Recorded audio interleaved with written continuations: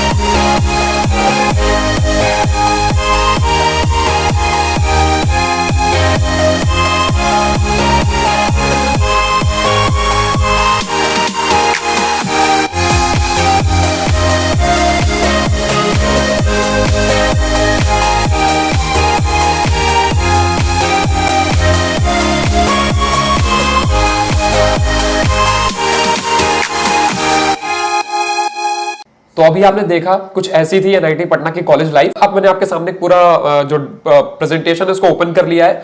तो यहाँ पे हम डिटेल्ड देखते हैं एनआईटी पटना का कॉलेज रिव्यू, एक एक करके सारी चीजें देखते हैं। तो सबसे पहले मैं आपको एक क्विक समरी दे देता हूं कि कौन कौन से टॉपिक जो है हम कवर करेंगे, मतलब क्या क्या चीजें हम देखेंगे इस वीडियो के अंदर। सबसे पहले हम देखेंगे कि एनआईटी पटना की रैंकिंग कितनी है, कॉलेज की फीस कितनी है, प्लस हॉस्टल फीस कितनी है। इसके अलावा जो प्लेसमेंट है, एवरेज प्लेसमेंट, हाईएस्ट प्लेसमेंट, कौन सी कंपनीज यहाँ पे विजिट करती है, वो सारी चीजें देखेंगे। इसके अलावा जो सबसे जरूरी चीज मैंने बताया आपको कि यहाँ पे एडमिशन लेने के लिए कम से कम कितनी रैंक होनी चाहिए। इसके बाद हम यहाँ के प्रोज एंड कॉन्स देखेंगे कि यहाँ के प्रोज एंड कॉन्स क्या क्या है, मतलब क्या अच्छाइयां हैं यहाँ पे और क्या चीजें हैं जिससे जो स्टूडेंट की कंप्लेन रहती है कि वो चीजें अच्छी नहीं है यहाँ पे। और ये मैंने मतलब पूरा बहुत ज्यादा रिसर्च करके बनाया, जितने भी प्रोज एंड कॉन्स हैं तो ये स्टूडेंट्स के पर्सपेक्टिव से आएंगे, मतलब वहां पे जो बच्चे पढ़ रहे हैं उन्होंने जो शेयर किया है वो चीजें मैं यहाँ पे शेयर करूंगा आगे। और सबसे जरूरी चीज एक और, स्कॉलरशिप का बहुत डाउट रहता है कि यहाँ पे कोई स्कॉलरशिप मिल सकती है या नहीं मिल सकती है एससी एसटी कैटेगरी वाले स्टूडेंट्स के लिए, तो वो सारी चीजें भी हम देखेंगे।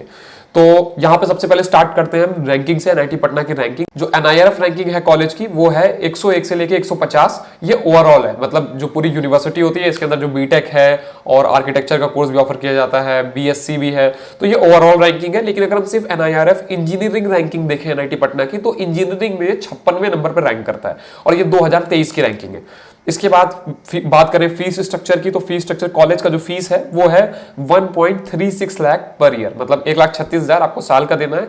ये आपका सिर्फ ट्यूशन फीस और बाकी जो डेवलपमेंट फीस और अदर लाइब्रेरी फीस वगैरह है, एग्जाम फीस, वो सारी चीजें।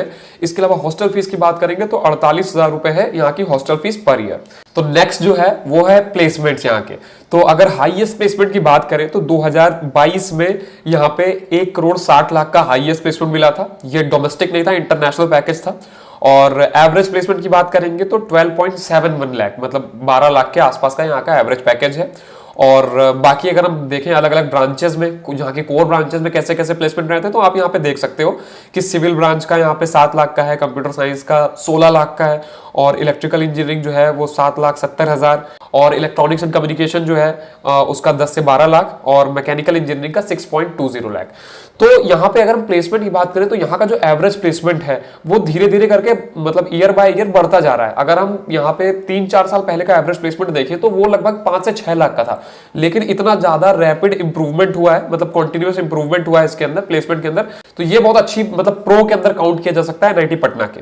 इसके बाद बात करें विजिटिंग कंपनीज की, कौन कौन सी कंपनीज यहाँ पे विजिट करती हैं, तो काफी बड़ी बड़ी कंपनीज यहाँ पे आती है प्लेसमेंट के लिए। आप देख सकते हो यहाँ पे मैंने कुछ नेम भी लिख रखे हैं, Adobe, Amazon, American Express, Atlassian, Blog Vault, और BrightChamps, Cloudera, Cvent, DotPe, Pfizer, Goldman सैक्स, HDFC, ICICI, LinkedIn, Ola, Paytm, मतलब सारी जो बड़ी बड़ी कंपनीज है जहाँ पे मतलब स्टूडेंट्स का वो रहता है कि वहाँ पे हम पहुँच पाएं, तो वो सारी कंपनीज यहाँ पे आती हैं। और इसी वजह से मतलब आप जो प्लेसमेंट का आपने डेटा देखा कि एवरेज प्लेसमेंट मतलब इतना धीरे धीरे इंप्रूव हो रहा है, और हाईएस्ट प्लेसमेंट आपने देखा, तो वो सब इसी वजह से आपको मैंने एक ब्रॉड ओवरव्यू दे दिया कि किस टाइप की कंपनीज यहाँ पे विजिट करती हैं, जिन बच्चों का ये डाउट था कि कैसी कैसी मतलब कंपनीज वहाँ पे आती है। इसके बाद जो सबसे जरूरी चीज है, मिनिमम रैंक फॉर एडमिशन। आपको अगर एनआईटी पटना के अंदर एडमिशन लेना है तो आपकी कम से कम कितनी रैंक होनी चाहिए। तो यहां पे मैंने, आप स्क्रीन पे देख पा रहे हैं, मैंने सारी कैटेगरीज के लिए रखा हुआ है, general category, EWS, OBC, SC, ST. अब यहां पे मैं आपको बता दूं, यहां पे मैंने अलग अलग ब्रांचेस नहीं मेंशन की है, क्योंकि अगर मैं एक एक ब्रांच करूंगा तो वीडियो बहुत बड़ा हो जाएगा। तो यहां पे आप देख सकते हो कि जनरल कैटेगरी के बच्चे को अगर यहां पे एडमिशन लेना है तो उसकी कम से कम 75,000 रैंक होनी चाहिए जेई मेंस के अंदर, और ये जनरल रैंक है, सीआरएल रैंक जो आती है।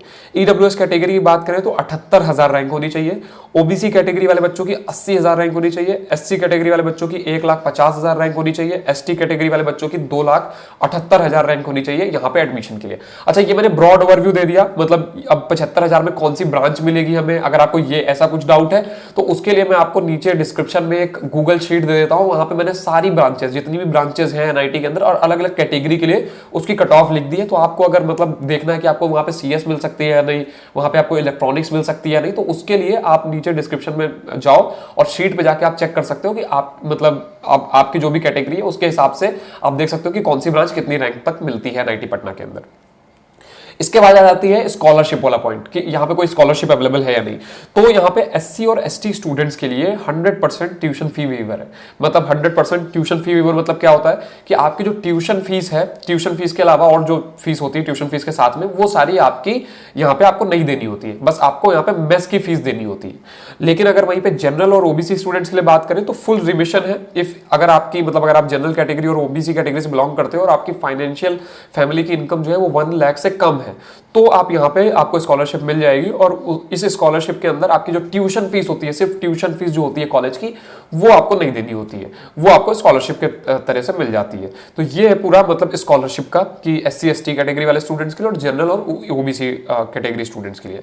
इसके बाद कुछ यहाँ के प्रोज क्या क्या है, मतलब क्यों अच्छा है एनआईटी पटना, बाकी अदर जो है उनसे कैसे बेहतर है। तो मैं यहाँ पे कुछ पॉइंट्स मैंने जो रिसर्च करके लिखे हैं, और ये जो पॉइंट्स हैं ये मतलब जो स्टूडेंट्स पढ़ रहे हैं वहां पे उनके पॉइंट्स हैं, मतलब उन्होंने जो शेयर कर रखा है वो मैंने यहाँ पे पॉइंट्स मेंशन किए।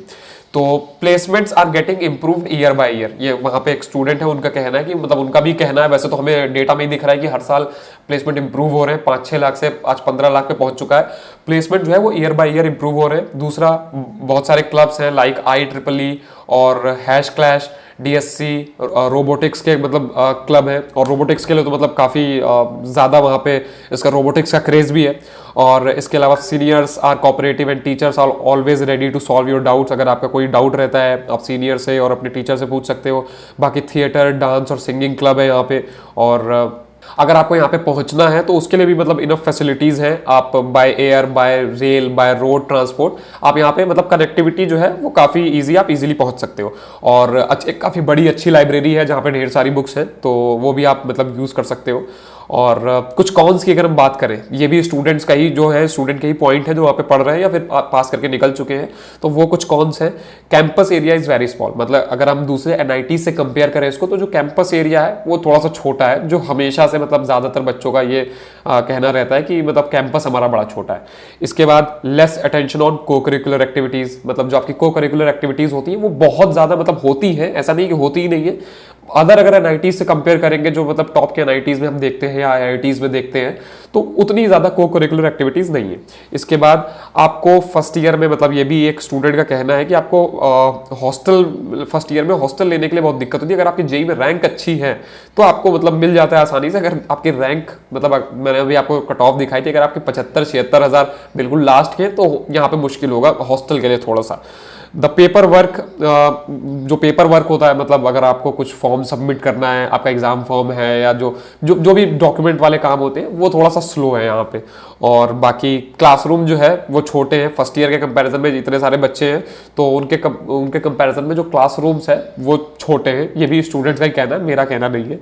और एनआईटी पटना जो है वो काफ़ी सारी रिसर्च एक्टिविटीज़ के लिए मतलब इनकरेज करता है, लेकिन जो है यहाँ पे अगर हम अदर एनआईटीज़ से और जो मतलब हमारे टॉप 10 एनआईटीज़ आते हैं या फिर आईआईटीज़ से अगर हम कंपेयर करें, तो उसके अकॉर्डिंग थोड़ा सा यहाँ पे कम है।